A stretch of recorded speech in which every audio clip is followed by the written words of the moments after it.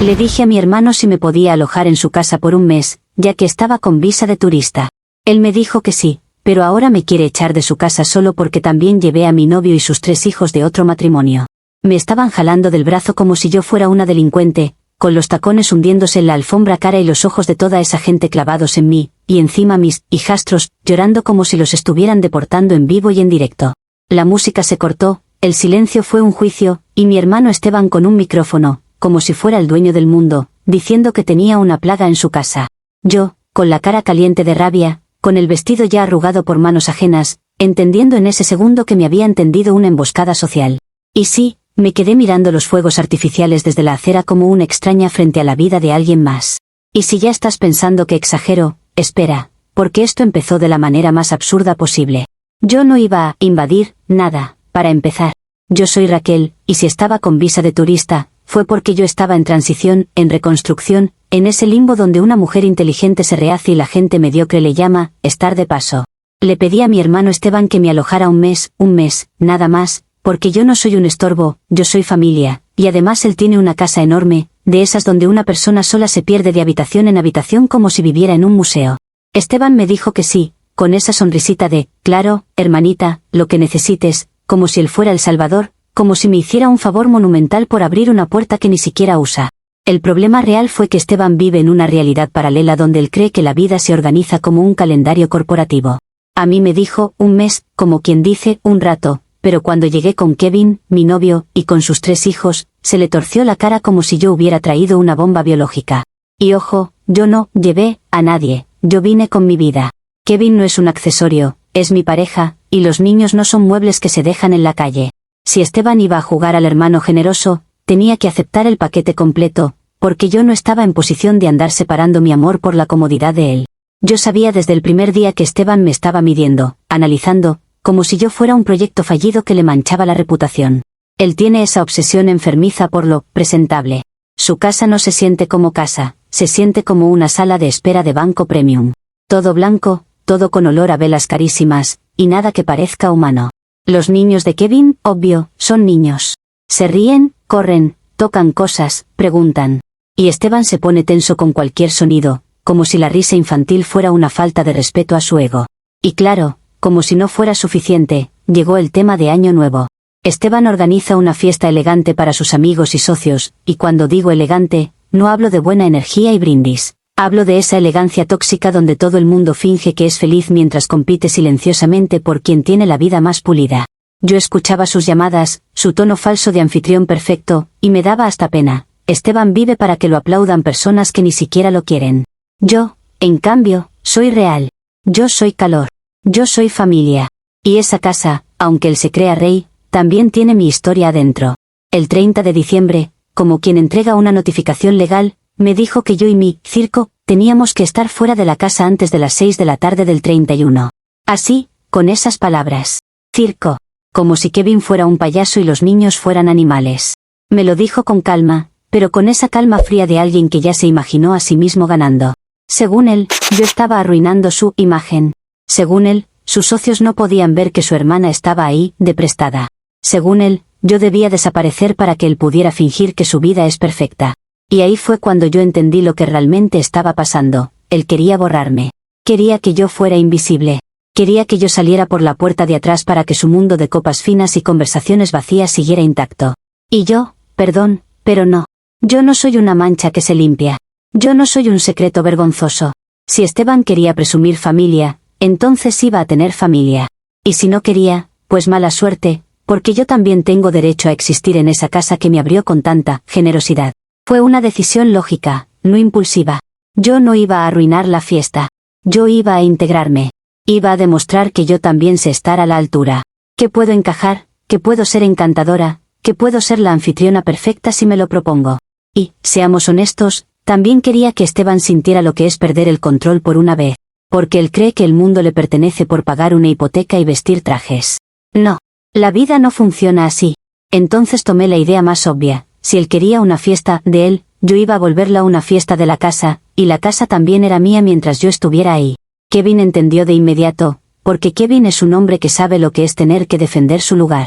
Los niños estaban emocionados, porque a los niños les encanta sentirse especiales. Y yo pensé en algo simple pero efectivo, vestirlos como invitados VIP. Porque si la mirada de esa gente era lo único que le importaba a Esteban, entonces yo iba a manipular esa mirada. El detalle era que Esteban no iba a darme nada. Ni ropa, ni permiso, ni espacio. Así que hice lo que cualquier mujer práctica haría cuando la arrinconan, resolví. Esteban tiene un armario ridículo, lleno de ropa que usa 2 veces al año para impresionar a gente que no lo recuerda. Camisas impecables, chaquetas finas, incluso accesorios. Yo no le estaba robando a un pobre, por favor. Le estaba tomando prestado a un hombre que vive de la apariencia. Y sí, vestía a los niños con ropa del armario de Esteban, porque si él no quería que se vieran fuera de lugar, yo me aseguré de que se vieran mejor que muchos de sus invitados. El 31, desde temprano, Esteban andaba como un general. Llegó el catering fino, cajas, bandejas, gente caminando con guantes como si fueran cirujanos de canapé. Yo lo veía todo y me daba risa, porque él actúa como si una fiesta lo convirtiera en alguien importante. Y yo también estaba ocupada, peinando a los niños, arreglando a Kevin, y poniéndome yo misma impecable, porque no iba a permitir que nadie me mirara como si yo fuera un accidente. A las 5:30, Esteban empezó con sus indirectas. Que si ya tenía mis cosas listas. Que si era mejor que saliéramos, antes de que llegara la gente. Que si no quería, un momento incómodo. Y yo, con la sonrisa más dulce que pude fabricar, le dije que se relajara, que todo iba a salir perfecto. Él no entendió mi tono, porque Esteban no entiende la sutileza cuando no le conviene. Él solo entiende control. Y él creía que yo iba a obedecer como una niña regañada. Pero cuando el reloj marcó las 6, yo no estaba arrastrando maletas. Yo estaba en la sala, con Kevin y los niños vestidos como mini ejecutivos, saludando al personal del catering como si fuéramos parte del evento. Vi el rostro de Esteban cambiar. Primero confusión, luego horror, luego una rabia contenida que le apretó la mandíbula. Fue hermoso, sinceramente. Porque por primera vez en mucho tiempo, él no sabía qué hacer sin quedar mal frente a terceros. Ahí empezó el verdadero juego. Esteban no podía echarme a gritos porque ya había gente trabajando, porque en su mente todo tiene que verse correcto. Así que se limitó a susurrarme que esto no era gracioso y que me fuera. Yo le respondí con calma, que no estábamos estorbando, que éramos su familia, y que además los niños estaban comportándose, dentro de lo normal. Él me miró como si yo fuera una amenaza. Y lo era, pero no porque yo quisiera arruinarle nada, sino porque su fiesta iba a mostrar su lado más ridículo, ese miedo a lo humano. Cuando llegaron los primeros invitados, yo ya estaba preparada. Yo no iba a presentarme como la hermana que está de paso, yo iba a presentarme como alguien que pertenece. Y, honestamente, yo sí pertenezco. Lo que pasa es que Esteban quiere que el mundo crea que él nació siendo un éxito, sin familia, sin caos, sin historia. Pero la historia soy yo también. Yo lo vi crecer. Yo sé quién es cuando nadie lo mira. Y ahí, justo ahí, Esteban notó lo peor, que yo no estaba pidiendo permiso. Yo estaba tomando espacio. Y el primer quiebre se sintió como un vidrio rompiéndose, esa mirada de Esteban, calculando cómo iba a salvar su imagen sin mancharse las manos. Y yo, con la misma calma, decidida a no moverme, porque si yo me iba, ganaba él. Y yo no iba a ser el chiste privado de nadie. Comentarios de la historia principal. Usuario anónimo 1 dice, ¿o sea que tu plan fue quedarte en casa ajena con tu novio y 3 niños y encima colarte en la fiesta? No es tomar espacio, es ser un parásito con tacones. Tu hermano te dio un mes, no un escenario. Respuesta de la OP, me fascina cómo la gente lee, familia, y automáticamente piensa en servidumbre hacia el que tiene dinero. Yo no soy parásito, yo soy hermana. Y la casa no es un templo sagrado, es un lugar para vivir. Si a él le da alergia ver niños respirando, eso no es mi culpa, es su problema emocional. Y sí, me quedé, porque a mí no me van a tratar como un secreto vergonzoso solo para que él juegue a ser importante delante de desconocidos. Usuario anónimo 2 dice, robaste ropa del armario del dueño de la casa para disfrazar niños y parecer VIP. Eso no es integración, es manipulación. Y encima te crees heroína, ¿de verdad no te da vergüenza? Respuesta de la OP, vergüenza debería darle a él, que tiene un armario entero de cosas carísimas mientras su propia hermana está en transición, tratando de acomodar su vida. Yo no robé, yo usé lo que estaba ahí para evitar que los niños fueran juzgados por gente superficial como tú. Y si eso te parece manipulación, entonces qué frágil es tu moral cuando se trata de proteger apariencias. Yo hice lo necesario para que no nos humillaran. Actualización 1. El catering llegó con una disciplina casi militar, y Esteban estaba feliz porque todo estaba bajo control, pero él no entiende cómo funciona la vida cuando hay niños cerca. La vida se mueve, la vida toca, la vida prueba. Los canapés estaban ahí, perfectos, diminutos, como comida para muñecos, y yo vi a los hijos de Kevin mirarlos con esa cara de hambre real, no de hambre de estatus. Y dije lo que cualquiera diría, que comieran algo, porque esperar a medianoche con el estómago vacío es una tortura innecesaria. Además, Esteban había estado presumiendo que ese catering era de lo mejor, así que, ¿qué problema hay con que se pruebe? Si es tan bueno, debería sobrevivir a 3 niños y una mujer con sentido común. Kevin también estaba nervioso, porque él siente la hostilidad de Esteban como un perro siente la tormenta. Así que para evitar tensiones, yo decidí manejar la situación. Los niños comieron un poquito, yo comí un poquito, nada exagerado, y lo hicimos en la cocina, discretamente, como gente civilizada. Pero claro, el poquito, en un catering de canapés es relativo, porque esas cosas son microscópicas. Tú agarras 3 y parece que comiste aire. Los niños, obvio, siguieron, y yo no iba a ser la villana que les quita la comida solo para que los socios de Esteban puedan fingir que tienen vidas sin hambre. El verdadero problema fue el champán. Esteban tenía botellas carísimas, de esas que él guarda como trofeos, no como bebida. Y yo vi cómo las ponían en la mesa como si fueran piezas de museo, mientras el personal iba y venía con la misma cara aburrida de siempre. Y pensé, ¿para qué gastar tanto si al final la gente ni distingue? La mayoría de esos invitados solo toma para posar con la copa. Entonces, hice un cambio inteligente, guardé las botellas buenas, porque se iban a desperdiciar en gente que no aprecia nada, y puse sidra barata que sabe igual cuando ya llevas 2 copas encima. No era robo, era administración eficiente. Era sentido práctico. Era evitar el desperdicio. Pero Esteban tiene el olfato de alguien que vive para detectar imperfecciones. En algún momento, él tomó una copa, dio un sorbo y su cara se torció como si hubiera probado veneno. Fue casi cómico. Se quedó mirando el vaso, mirando la botella, mirando alrededor, como un detective de bebida. Y en lugar de actuar como una persona normal y venir a hablar conmigo en privado, decidió hacer su show. Se acercó a los camareros, con esa voz de jefe molesto, y empezó a preguntar quién había cambiado las botellas, con una intensidad ridícula, como si estuvieran robándole el corazón. Yo estaba a 2 metros, y lo vi señalarme con esa mirada acusadora, delante del personal. El personal, por supuesto, me miró como si yo fuera una ladrona de supermercado. Y eso me prendió fuego por dentro, porque una cosa es discutir con tu hermano en familia, y otra muy diferente es que te exhiba como si fueras una delincuente frente a empleados. Yo fui directo, con la cabeza en alto, y le dije que bajara el drama, que había hecho un cambio para que las botellas buenas no se desperdiciaran, y que si quería, lo caro, podía sacarlas más tarde. Él apretó los labios, ese gesto de superioridad moral, y en ese segundo supe que él ya no estaba peleando por champán. Estaba peleando por humillarme. Lo peor es que él lo disfrutó, porque su tipo de placer es ese, tener razón en público. Y yo, obviamente, no me quedé callada. Le dije, ahí mismo, que no era necesario convertir la casa en un tribunal, que él estaba siendo agresivo e ingrato, y que si tanto le molestaba mi presencia, entonces que lo dijera como hombre y no se escondiera detrás de una copa. Pero Esteban ya había logrado lo que quería, plantar la idea de que yo era un problema incluso antes de que llegaran los invitados. Y ahí fue cuando entendí que él estaba preparando el escenario. La fiesta todavía no había empezado oficialmente, y él ya me estaba marcando como la villana para que, cuando viniera lo grande, él quedara como el pobre anfitrión víctima de su hermana, conflictiva. Y sí, quizás para algunos eso sea paranoia, pero yo conozco a mi hermano, él no hace nada sin cálculo, y esa exposición delante de los camareros fue el primer golpe de un plan más grande. Comentarios de la actualización 1. Usuario anónimo 1 dice, ¿administración eficiente, es robar champán y meter sidra? Dios mío, eres un meme con patas. Y lo de los canapés, comerse la mitad antes de que empiece la fiesta es literalmente sabotaje, no, sentido común, punto. Respuesta de la OP.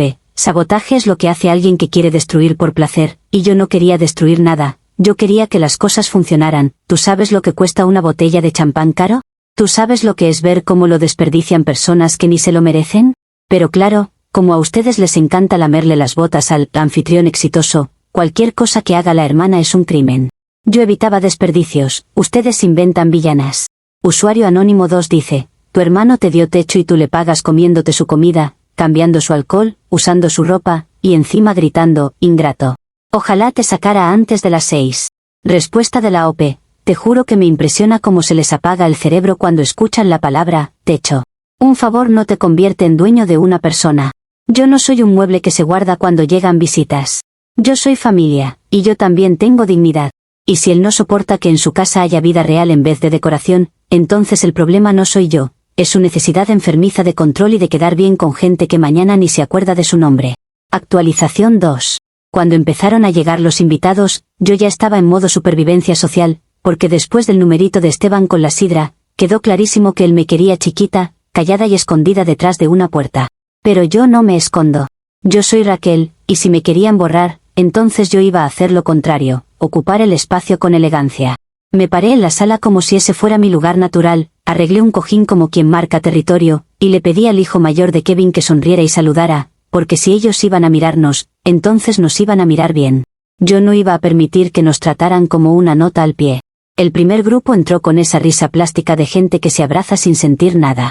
Yo me adelanté, porque Esteban se quedó unos segundos congelado, como si no supiera si presentarme o fingir que yo era parte del mobiliario. Y yo, con la sonrisa más educada del mundo, me presenté como si fuera lo más obvio, la anfitriona.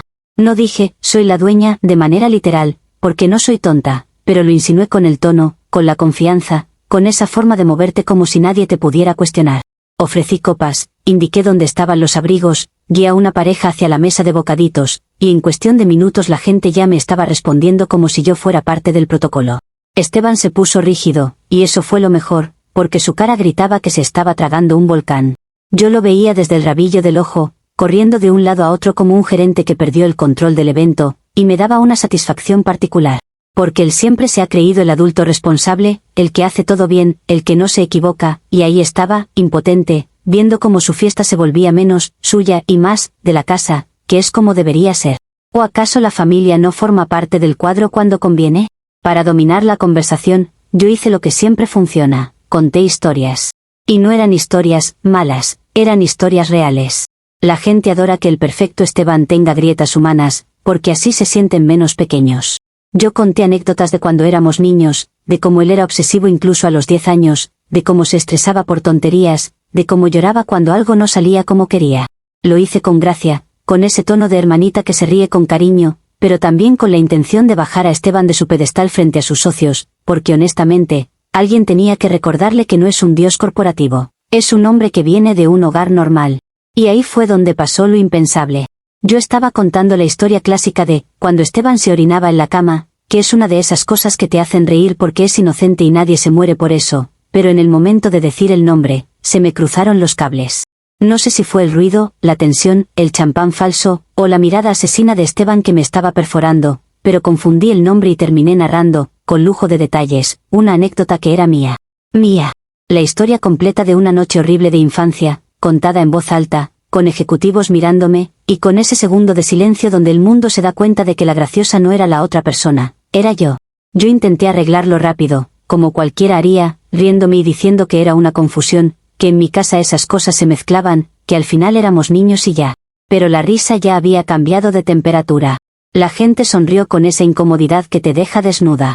Y Esteban, por supuesto, aprovechó.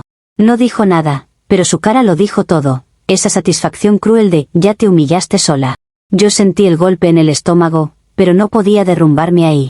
Así que me enderecé, tomé una copa, y seguí actuando como si nada, porque si algo me iba a destruir esa noche, no iba a ser un accidente, iba a ser darles el placer de verme derrotada.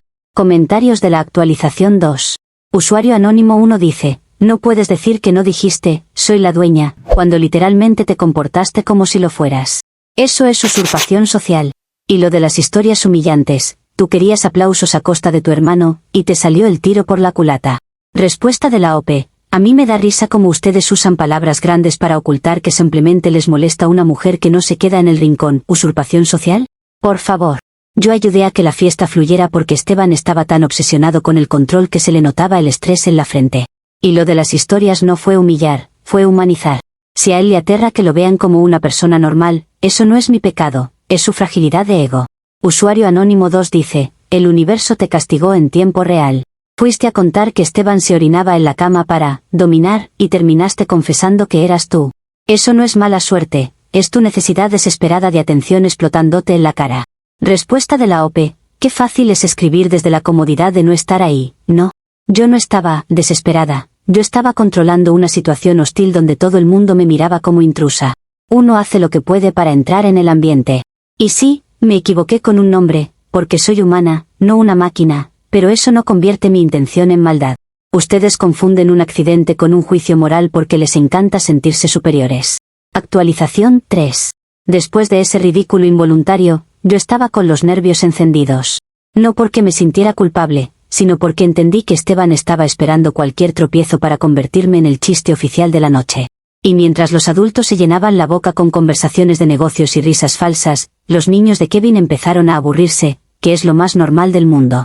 Esteban había decorado todo como si fuera una vitrina de centro comercial, figuras delicadas, arreglos con velas, guirnaldas perfectas, una torre de copas, cosas bonitas, sí, pero completamente incompatibles con 3 niños con energía guardada. Yo intenté mantenerlos ocupados al principio. Les di snacks, les dije que jugaran cerca del sofá, les prometí que a medianoche habría algo especial. Pero esa casa no tiene alma, y los niños se cansan de obedecer en lugares donde todo está prohibido. Empezaron a tocar las decoraciones, a mover figuritas, a colgarse de una guirnalda como si fuera una liana. Yo los corregí cuando había peligro real, pero tampoco iba a convertir la noche en un cuartel militar solo para proteger los adornos de Esteban. Los adornos se reemplazan, la infancia no.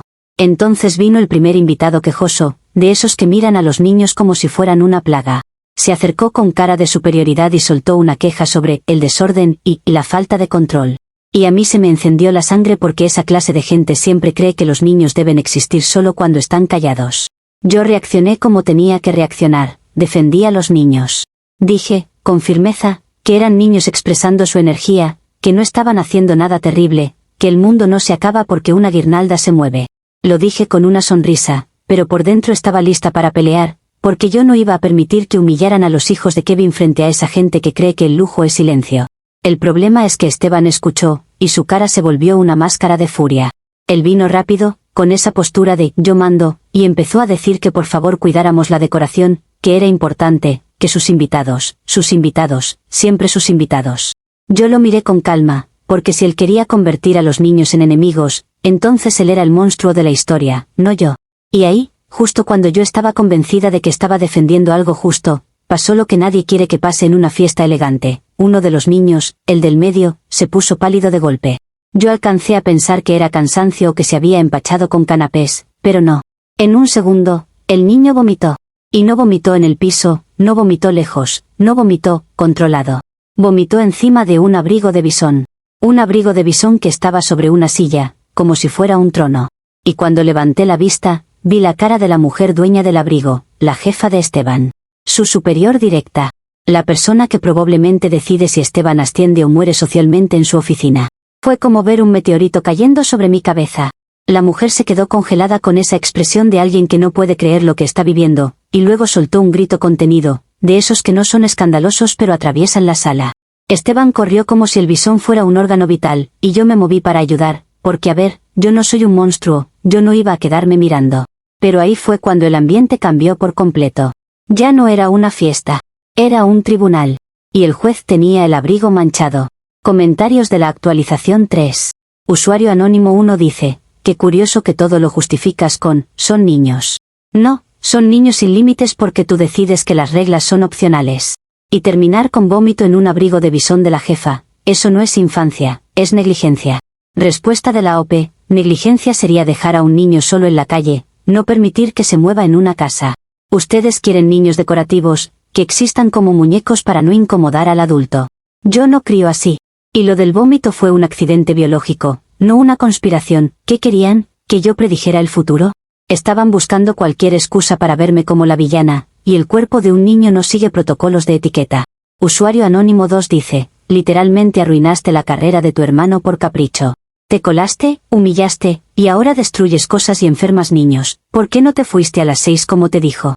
Respuesta de la OP, me encanta cómo dramatizan como si yo hubiera planeado un atentado corporativo. Esteban ya tenía su carrera y su ego colgando de un hilo antes de que yo llegara, yo solo expuse lo frágil que es su mundo. Y no me fui porque yo no soy un mueble que se guarda. Si él quería tratarme como familia solo cuando le conviene, entonces él es el que tiene un problema de valores, no yo. Un abrigo se lava. La humillación a una familia no se lava tan fácil. Actualización 4. Después del episodio del abrigo, Esteban estaba completamente descompuesto. Se notaba que por dentro estaba gritando, pero por fuera intentaba mantener su máscara de anfitrión impecable, como si pudiera pegar los pedazos de la noche con una sonrisa.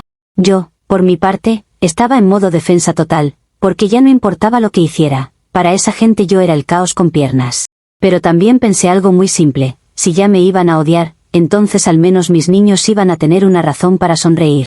Porque lo único realmente cruel de esa noche era ver cómo los hijos de Kevin estaban siendo tratados como culpables de existir. Llegó el momento del intercambio de regalos, ese ritual donde los adultos se hacen los generosos mientras compiten por quien dio el regalo más caro o más original. Esteban lo anunció como si fuera el clímax elegante de la velada, y la gente se reunió alrededor de la mesa con una emoción calculada. Yo vi esa montaña de paquetes bien envueltos, y lo primero que pensé fue en los niños. Kevin no había comprado regalos para ese intercambio porque, sinceramente, nosotros no estábamos invitados. Esteban nunca nos incluyó en la lista real, aunque estuviéramos físicamente ahí. Y yo no iba a permitir que los niños se quedaran mirando, viendo cómo otros abren cosas mientras ellos tragan saliva. Así que hice lo lógico. Cuando empezaron a repartir paquetes, yo tomé algunos y se los di a los niños, explicando, con toda la ternura del mundo, que era para ellos también, que nadie se iba a morir por compartir. Dije en voz alta algo que era verdad, que pobrecitos, ellos no habían tenido Navidad como la gente perfecta de esa sala. Y sí, lo dije fuerte, porque hay verdades que incomodan y que merecen incomodar. Algunos se quedaron congelados, otros sonrieron con lástima, y Esteban me miró como si yo hubiera encendido una bomba. Pero yo vi las caritas de los niños iluminarse, y eso valía más que cualquier cara de CEO. Esteban quiso intervenir, claro, con esa voz de «esto no es así», pero se cuidó porque la jefa seguía ahí, y ya venía herido. Así que el intercambio siguió, desordenado, con gente incómoda, con los niños rasgando papeles con emoción real. Y entonces pasó lo que pasa cuando el universo decide rematarte. Uno de los paquetes que yo tomé, uno de los que abrí frente a todos para mostrar lo que le había tocado al niño, era un regalo de broma. Un juguete sexual. De esos que adultos se regalan riéndose cuando hay confianza y alcohol. Yo me quedé con el objeto en la mano, con el cerebro tardando en procesar, con los ojos de todo el mundo clavados en mí, y con un silencio que se volvió espeso. Los niños, por supuesto, preguntaron qué era eso con la inocencia más brutal del planeta. Alguien soltó una risita nerviosa. La jefa de Esteban abrió los ojos como si hubiera visto el infierno. ¿Y Esteban? Esteban se quedó inmóvil, pero su cara se puso blanca, porque entendió que eso no se arregla con una sonrisa. Yo reaccioné rápido, porque no soy idiota. Lo escondí, dije que era una broma de adultos, intenté cambiar el tema, dije que era algo de spa, para aliviar tensiones, cualquier cosa para que los niños no se quedaran con la imagen grabada. Pero ya estaba hecho. El daño no fue el objeto, fue la escena. La prueba final para cualquiera que ya me odiaba. Raquel no solo trae caos, también trae vergüenza pública. Y lo peor es que yo no lo había buscado. Yo solo quería que los niños no se sintieran excluidos. Yo solo quería justicia emocional en una sala llena de ego. Comentarios de la actualización 4. Usuario Anónimo 1 dice, esto ya es comedia negra, ¿de verdad agarraste regalos ajenos y los repartiste como si fueras Papá Noel? Eso no es justicia emocional, es robo con discurso. Y lo del juguete sexual, por favor, el karma te está siguiendo con un bate. Respuesta de la OP, robo es quitarle a alguien lo único que tiene. Esa mesa estaba llena de regalos de gente que se compra cosas caras por deporte, mientras mis niños estaban ahí sin nada. Yo repartí para equilibrar, para incluir, para que no se sintieran como basura al lado de adultos que creen que la empatía es una decoración. Y lo del regalo fue una broma de mal gusto de otros, no mía. Me culpan hasta de lo que alguien más envolvió. Usuario Anónimo 2 dice, tus, pobrecitos, no eran parte del intercambio porque no estaban invitados. Punto. Tú decidiste humillar a todos con tu discurso, exponer a niños a un juguete sexual, y todavía te haces la víctima. Eres un desastre ambulante. Respuesta de la OP, claro, porque para ustedes la palabra, invitado, es una frontera moral. Si no te invitaron, entonces mereces ser invisible. Qué bonito mundo el suyo. Yo no humillé a nadie, yo dije una verdad, hay gente que tiene tanto que se olvida de mirar al que no tiene. Y si un adulto llevó un regalo inapropiado a una fiesta donde había niños, el problema es del adulto que lo llevó, no mío por abrirlo sin saber. Ustedes solo quieren una villana para sentirse correctos. Actualización 5. A esa altura, yo ya sentía que la casa me estaba expulsando como si fuera un organismo rechazando un trasplante. La música seguía, pero el ambiente estaba roto. La gente ya no se reía igual. Cada cosa que yo tocaba parecía volverse un argumento en mi contra. Kevin estaba furioso en silencio, porque él siente cuando un lugar te mira con desprecio, y los niños estaban cansados, con esa mezcla de sueño y sobreestimulación que los vuelve impredecibles. Yo quería aguantar hasta medianoche, porque si me iba antes, Esteban ganaba la narrativa. Si me iba antes, Era aceptar que yo era la plaga, que él decía. Faltaban 10 minutos para Año Nuevo cuando Esteban desapareció un momento.